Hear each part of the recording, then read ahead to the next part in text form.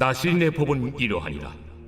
자기의 몸을 구별한 날이 차면 그 사람을 회막문으로 데리고 갈 것이요, 그는 여호와께 헌물을 드리되 번제물로 1년 된 흠없는 순양 한 마리와 속죄 제물로 1년 된 흠없는 어린 암양 한 마리와 화목제물로 흠없는 순양 한 마리와 무교병 한 광주리와 고운 가루에 기름 섞은 과자들과 기름 바른 무교전병들과 그 소제물과 전제물을 드릴 것이요, 제사장은 그것들을 여호와 앞에 가져다가 속죄제와 번제를 드리고 화목제물로 순양의 무교병 한 광주리를 아울러 여호와께 드리고 그 소제와 전제를 드릴 것이요, 자기의 몸을 구별한 나실인은 회막문에서 자기의 머리털을 밀고 그것을 화목제물 밑에 있는 불에 둘지며, 자기의 몸을 구별한 나실인이 그의 머리털을 민 후에 제사장이 삶은 순양의 어깨와 광주리 가운데 무교병 하나와 무교전병 하나를 취하여 나실인의 두 손에 두고 여호와 앞에 요제로 흔들 것이며, 그것과 흔든 가슴과 밭들 올린 넓적다리는 성물이라 다 제사장에게 돌릴 것이니라. 그 후에는 나실인이 포도주를 마실 수 있느니라. 이는 곧 소원한 나실인이 자기의 몸을 구별한 일로 말미암아 여호와께 헌물을 드림과 행할 법이며, 이에도 힘이 미치는 대로 하려니와 그가 소원한 대로 자기의 몸을 구별하는 법을 따라 할 것이니라. 여호와께서 모세에게 말씀하여 이르시되, 아론과 그의 아들들에게 말하여 이르기를, 너희는 이스라엘 자손을 위하여 이렇게 축복하여 이르되, 여호와는 내게 복을 주시고 너를 지키시기를 원하며, 여호와는 그의 얼굴을 내게 비추사 은혜 베푸시기를 원하며, 여호와는 그 얼굴을 내게로 향하여 드사 평강 주시기를 원하노라 할지니라 하라. 그들은 이같이 내 이름으로 이스라엘 자손에게 축복할지니 내가 그들에게 복을 주리라. 오늘 본문은 제사장의 축복 기도문입니다. 특별히 이 말씀은 하나님께서 제사장이 된 아론과 그의 아들들에게 이스라엘 백성들을 이와 같이 축복해야 된다고 주신 말씀입니다. 세 가지 축복인데요. 첫째로 하나님은 지키심의 축복을 베푸시기를 원하십니다. 24절을 보면 여호와는 내게 복을 주시고 너를 지키시기를 원하며, 여기서 지킨다는 단어는 히브리어로 샤마르인데 가시로 울타리를 친다는 뜻입니다. 옛날 가시 철망을 쳐서 보호하는 것을 연상하면 이해가 될 것입니다. 그런 정도로 철두철미하게 보호하는 것을 의미합니다. 다윗은 위험천만한 순간을 많이 경험했던 사람인데 그는 그런 경험을 한 이후에 이렇게 노래했습니다.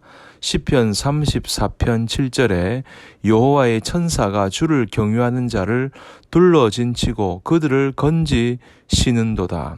하나님이 천사들을 동원해서 경호해 주신다고 증거한 것입니다.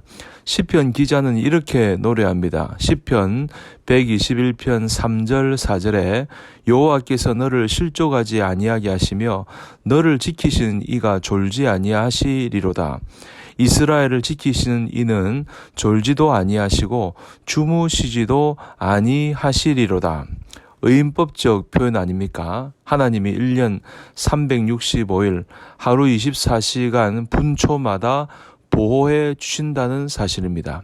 사랑하는 성도 여러분, 이 세상에 살 동안 사탄과 원수들이 아무리 공격해도 그 큰 능력으로 보호해 주심으로 절대 우리를 잡아채지 못하는 것입니다.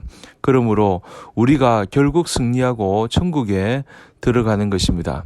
아무쪼록 험한 세상을 살지라도 하나님이 주시는 보호의 복을 받음으로 늘 승리하는 저와 여러분 되시기를 바랍니다. 두 번째 축복은 은혜의 축복입니다. 25절을 읽어보시면 여호와는 그의 얼굴을 내게 비추사 은혜 베푸시기를 원하며, 은혜는 히브리어로 헨이라는 단어입니다. 동사 하나에서 나온 단어인데 하나는 원래 윗사람이 아랫사람에게 상체를 기울인다는 뜻입니다. 그러니까 높은 자가 낮은 자에게 호의를 베푸는 것이 바로 은혜입니다. 우리는 하나님의 은혜가 없이는 살 수가 없습니다. 무엇보다 하나님은 우리의 영혼을 죄와 사망에서 구원해 주시고 영생을 주십니다. 이것을 특별 은혜라고 하지 않습니까? 그런데 우리의 육신의 생존을 위해 필요한 모든 것들을 때를 따라 공급해 주십니다. 이것을 일반 은혜라고 합니다. 우리는 그것도 모르고 믿음이 없어서 매일 염려하고 살지만 지나고 보면 하나님이 필요한 만큼 공급해 주셨음을 느끼게 됩니다. 앞으로도 동일하게 은혜로 공급해 주실 것입니다. 찬송가 작시자 파니 크로스비의 간증입니다. 그녀는 생후 6주 만에 눈병을 앓다가 실명을 했습니다. 다행히 예수님의 은혜를 깊이 체험한 후에 늘 감사하며 찬송시를 썼습니다. 95세까지 장수하며 9,000편의 찬송시를 썼으니 대단한 일 아닙니까? 그 중에 여러 곡이 우리 찬송가에 수록되어 있습니다. 그녀가 얼마나 감사하며 살았는지 심지어 이런 고백까지 할 정도였습니다. 나는 눈이 먼 것을 감사하게 생각합니다. 이 세상에서 눈을 뜨고 싶지 않습니다. 왜냐하면 천국에 들어가서 눈을 뜬 후 제일 처음으로 주님을 보고 싶기 때문입니다. 그녀가 이렇게 고백하기까지 숱한 체험을 했는데 그 중에 하나는 이런 것입니다. 무명 시절 시각장애도 고통스러웠지만 가난이 너무 고통스러웠습니다. 한 번은 그 당시 돈으로 5달러가 굉장히 큰 돈이었는데 그 돈이 필요한데 없어서 너무 힘들어하며 무릎을 꿇고 기도했습니다. 그런데 잠시 후에 초인종이 울려서 문을 여니까 모르는 사람이 와서 묻는 것입니다.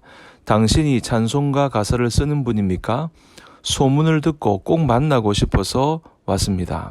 그렇다고 대답하니까 악수를 하면서 인사를 하는데 손에 뭔가를 쥐어주는 것입니다. 나중에 알고 보니까 정확히 5달러였습니다. 소름이 끼칠 정도로 하나님의 은혜가 놀라웠습니다. 그 감동을 담아 쓴 시가 바로 384장입니다. 2절을 보면 이렇게 노래하지 않습니까?